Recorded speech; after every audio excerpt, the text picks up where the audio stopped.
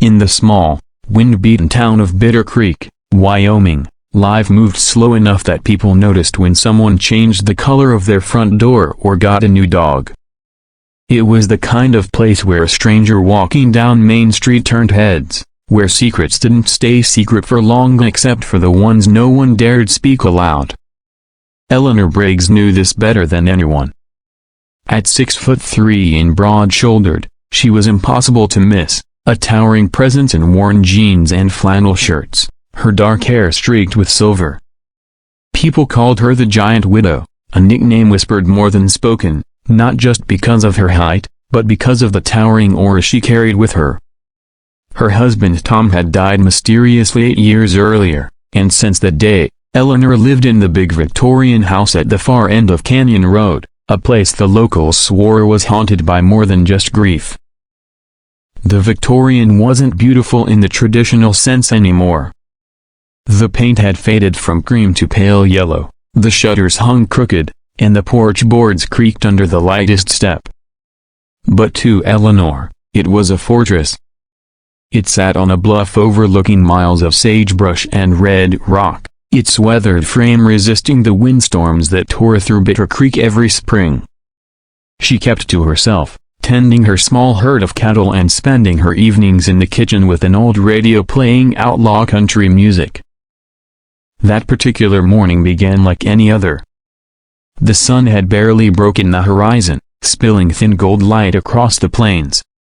Eleanor was pouring her first cup of coffee when she caught a faint whiff of something strangely sharp, acrid, and metallic. It wasn't the usual smell of a neighbor burning trash or the faint scent of gasoline from a rancher's truck. This was darker, heavier, the smell of something charred. She set the mug down, hard picking up speed without her permission, and stepped out onto the porch. The air was still. Not a single bird chirped. The wind had died, leaving an eerie silence over the land. And then she saw it. At first, she thought it was some kind of ranch equipment tangled in the roof line, maybe a canvas tarp that had gotten caught in the storm 2 nights ago. But as her eyes adjusted, her stomach dropped. It was a man. He hung from the edge of her steep, pitched roof by a thick, frayed rope tied around his chest and shoulders. His arms dangled limply, his boots swayed above the porch swing. The early sun caught on his hair, a blonde, messy, and dusted with ash. Her pulse thundered in her ears as she stepped closer. That was when she saw the jacket. It was an old, weather-beaten leather coat, blackened in places as if it had been dragged through a fire. Across the back, scorched into the leather with almost surgical precision, were 2 words, Apache Lover. The letters were deep and ragged, as if burned in with a branding iron. Eleanor's breath caught. The words meant nothing to her, or at least, she told herself they didn't. But something in the pit of her stomach stirred, a flicker of recognition she couldn't explain. She glanced around the yard, scanning the driveway, the tree line, the dusty road leading back to town. There was no truck, no tracks, no sign of how this man had gotten here. She grabbed her phone from the porch rail where she'd left it to charge and dialed Sheriff Grady's number directly. She didn't bother with 911. Bitter Creek's single dispatcher sat 3 desks away from the sheriff anyway. "Grady, it's Eleanor," she said when he picked up, her voice low and steady. "You'd better get out here. Now." 15 minutes later, the sheriff's truck crunched over the gravel drive. Grady climbed out, his wide-brimmed hat pulled low, his eyes narrowing as they locked on the figure hanging from her roof. He was a big man, barrel-chested with a permanent scowl etched into his face, but even he paused for a beat before approaching. "Do you know him?" he asked, his voice cautious, almost too casual, as if trying not to give away how unsettling this was. Eleanor shook her head, but her gaze stayed fixed on the man's face. His skin was sun-weathered, his jaw sharp, his eyes closed as if in some unnatural sleep. And though she wanted to deny it, she knew she had seen that face before. not in persona at least, not that she remembered, but in a photograph her late husband had kept locked away in an old cedar trunk in the attic. She'd found it 2 years after Tom's death when a storm had ripped part of the roof away. The photo was creased and faded, but she'd never forgotten the man's smirk, the way his arm rested casually on Tom's shoulder. Grady's deputies arrived, their boots thudding across the porch as they tried to figure out how to get the man down. The rope had been tied off in some complicated knot to the chimney, and whoever had done it had gone to great lengths to make sure the man hung in plain sight from the front of the house. As they worked, Grady motioned Eleanor aside. "That marking on his back," he said in a low voice. "I've seen something like it before. You mind if I take a few photos?" She nodded, though her gut twisted tighter with every click of his phone's camera. The body was finally lowered to the ground, and one of the deputies knelt to check for signs of life. "He's breathing," the young deputy said, surprise coloring his tone. "Slow, but steady. Looks like he's been drugged, not dead." That revelation sent a ripple through the small cluster of lawmen. Grady crouched down, scanning the burn marks again. "Drugged, branded, and dumped here," he muttered. "This ain't random." Eleanor stayed silent.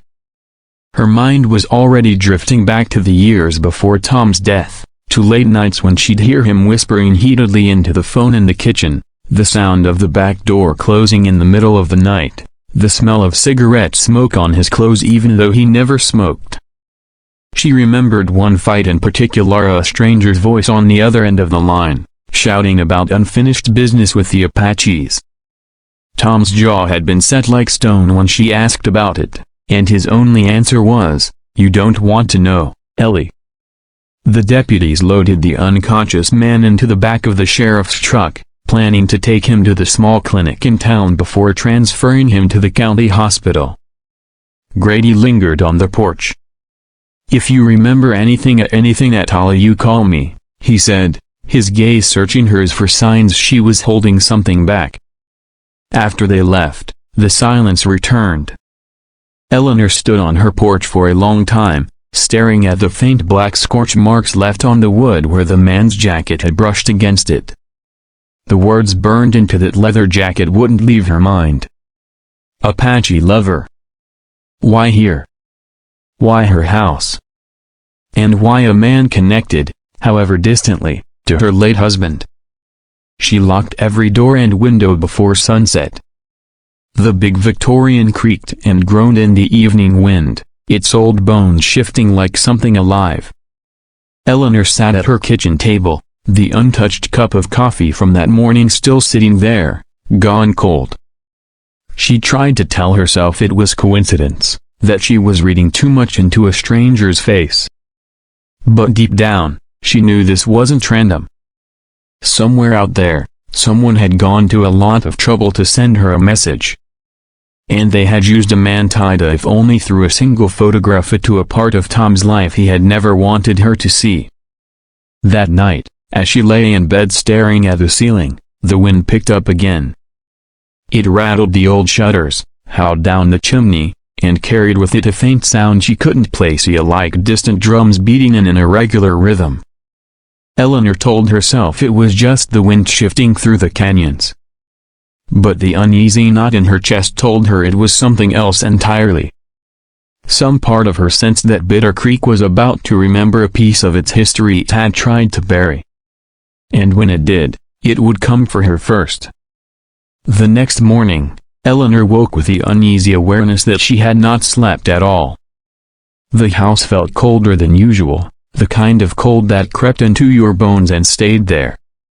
The wind had died again, and Bitter Creek was wrapped in that strange, heavy silence she had come to distrust. She dressed quickly, moving from window to window, scanning the property.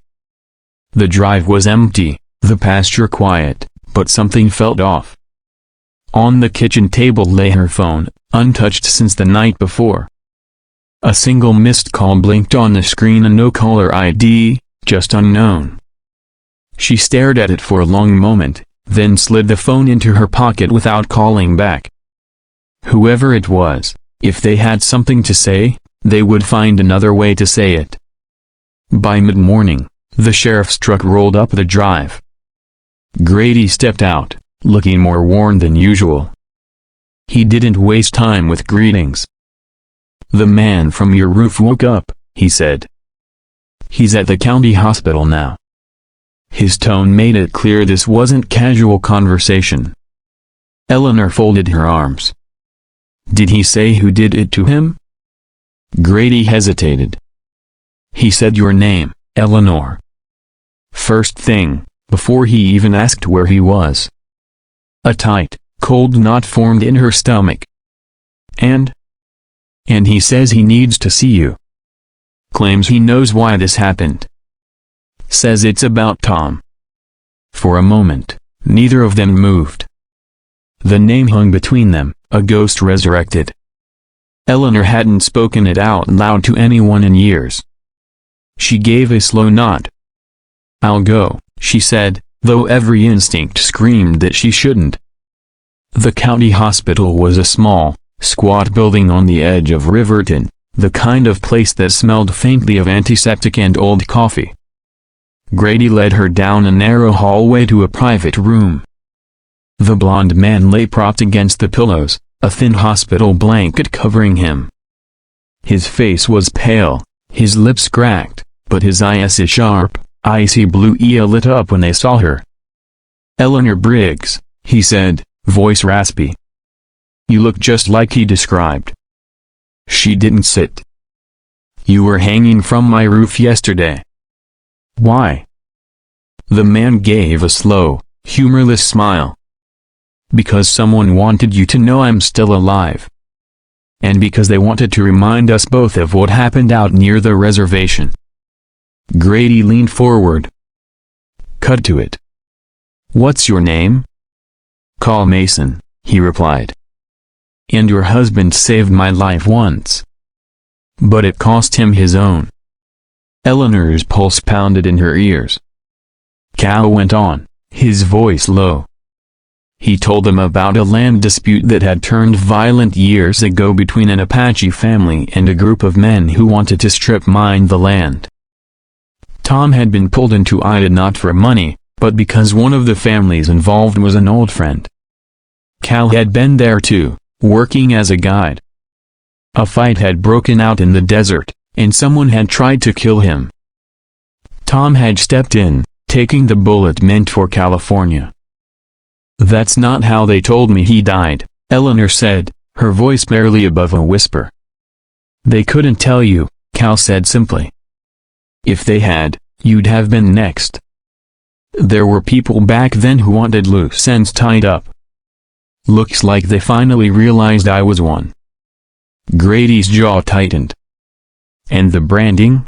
A Apache lover?" Cal's eyes darkened. "That's a message from the same people.